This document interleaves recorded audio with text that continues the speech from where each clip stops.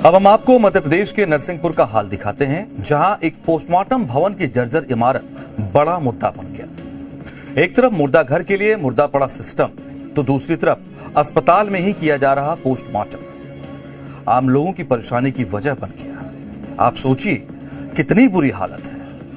अस्पताल के मॉर्चरी में ही पोस्टमार्टम किया जा रहा है। पास से गुजरने वाले मरीजों और उनके परिजनों पर क्या बीतता होगा, इमेजिन कर रहे हैं आप? सोच कर देखिए। मामला नरसिंहपुर जिले के गोटेगांव का है, जहां स्वास्थ्य व्यवस्था की एक ऐसी गंभीर तस्वीर सामने आई। 1970 में बना पोस्टमार्टम भवन इस वक्त पूरी तरह जर्जर होकर ध्वस्त होने के कगार पर है। एक्सपर्ट इंजीनियर्स की तरफ से इमारत को डिसमेंटल घोषित किए जाने के बाद उसे जल्द ठीक करवाने की जगह पोस्टमार्टम का काम अस्पताल में शिफ्ट करवा दिया गया। समझ रहे हैं आप? ये लापरवाही, मतलब उसको ठीक नहीं किया जा रहा है, पोस्टमार्टम हाउस शिफ्ट कर दिया, कहा अस्पताल में। अजीब हालत है। अस्पताल परिसर की मॉर्चरी में किया जाने वाला पोस्टमार्टम मरीजों और उनके परिजनों की मानसिक परेशानी की वजह बन गया है। और इतना ही नहीं, वहां काम करने वाले स्वास्थ्य कर्मियों को भी मूलभूत सुविधाओं के अभाव का सामना करना पड़ रहा है। सर, बरसात में पानी चूता है तो कर्मचारी लोग आते ही नहीं, और वो जर्जर भी है गिरने की कगार पर। क्या तो कर्मचारियों को भी डर लगता है अंदर तो पीएम करने, और कई बार पेपरबाजी भी हो गई, कोई ने ध्यान ही नहीं दिया। अभी क्या चाहते हैं? बनना चाहिए नया। क्या नाम है आपका? कितने समय से है? बालकृष्ण रजक, मुक्तिधाम चौकीदार। जाहिर सी बात है, जब पोस्टमार्टम की पूरी व्यवस्था ही जुगाड़ से चल रही है, एक अस्थायी व्यवस्था के तहत चलाई जा रही है, तो संसाधनों पर खर्च करने का तो सवाल ही नहीं उठता। पोस्टमार्टम भवन की इमारत जब तक नहीं बनेगी, संसाधनों की खरीद नहीं होगी। जब तक संसाधनों की बेहतर व्यवस्था नहीं होगी, तब तक कर्मचारियों से बेहतर कार्यशैली की उम्मीद कैसे की जा सकती है?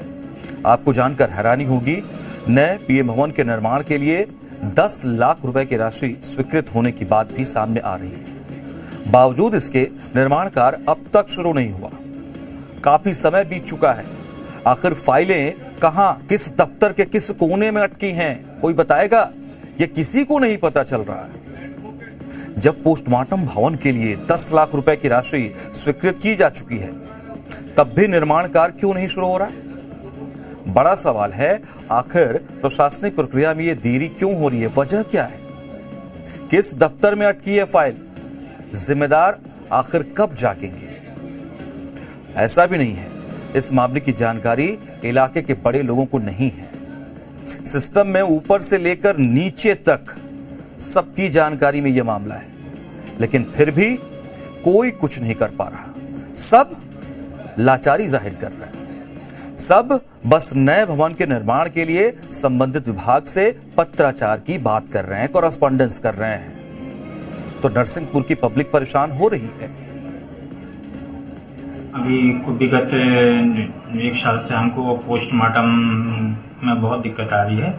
हमारा जो पुराना पीएम सेंटर है, जो 1960 या 70 में बना था, जो कि अभी जीर्ण शीर्ण हालत में है, पीडब्ल्यूडी द्वारा उसको डिसमेंटल की सलाह दी गई है, तो वहाँ पर पीएम करना भी संभव नहीं हो पा रहा है। और अभी बरसात के समय वो नीचे सड़क से बहुत नीचे है, तो पानी भर जाता है, तो आने जाने में भी असुविधा होती है।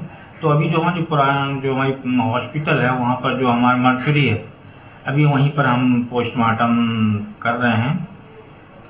तो सर, ये कितने समय से यह समस्या बनी हुई है?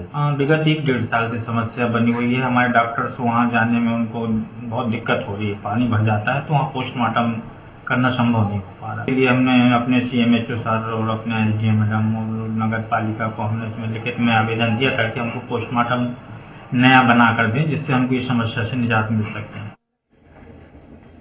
एक तरफ मध्य प्रदेश की सरकार स्वास्थ्य सुविधाओं को बेहतर बनाने के दावे करते नहीं थकती है, दूसरी तरफ गोटेगांव में पोस्टमार्टम जैसी बुनियादी व्यवस्था की बदहाली निराश करती है। देखना होगा कि स्वीकृत राशि के बावजूद नए पीएम भवन का निर्माण कब शुरू होता है, मरीजों और परिजनों को इस असहज स्थिति से कब राहत मिल पाती है।